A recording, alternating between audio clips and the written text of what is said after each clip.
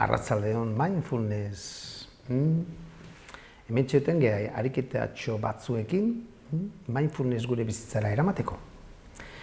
Eta hontaz, egingo dugu hiru sesio konpasioarekin edo autokonpasioarekin. Mindfulnessarekin asko ikusi dauke konpasioa. Zeren, berez pakean begoteko, pakean bizitzeko guri ondo zaindu behar garela eta bestei ondo zaindu behar dugula garrantzitsua da. Konpasioa bi elementu ditu. Bata, sufrimendua ikusi, sentitu, empatizatu, ikustea, egotea, badaude jende batzuk sufrimendua ez dutela ikusten. Eta beste alde batetik arintzea, arintze lana, nahi duzula arindu. Sufrimendu hori arindu, lagundu, hobeto eramateko. Orduan, zer da autokonpasioa? Autokonpasioa da gauza bera mion gurekin. Hau da, alde batetik onartzea gure sufrimendua, eta beste batetik arintzea edo nahi arintzea.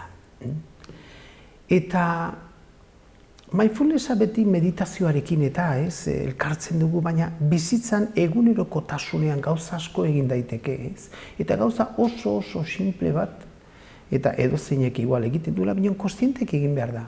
Hau da, ni fisikoki adibidez, autokonpasioan erekin ni zaindu.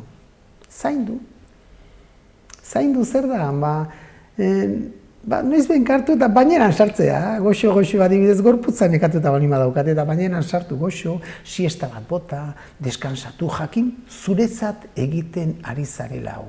Zuk sufrimendu puntua daukazu, nekatuta zaude, eta nahi dit goxotasun puntu eman fisikoki, nahi dut ni zaindu. Eta hori onartzea eta egitea, kontzienteki,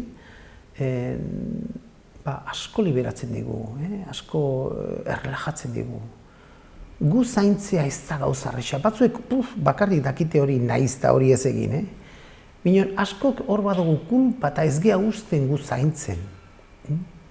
Eta adibidez fisikoki zaintzeko, paseotxo bat eman, etzan. Edo zen gauza, zuek ikusi. Bueno, gero arte.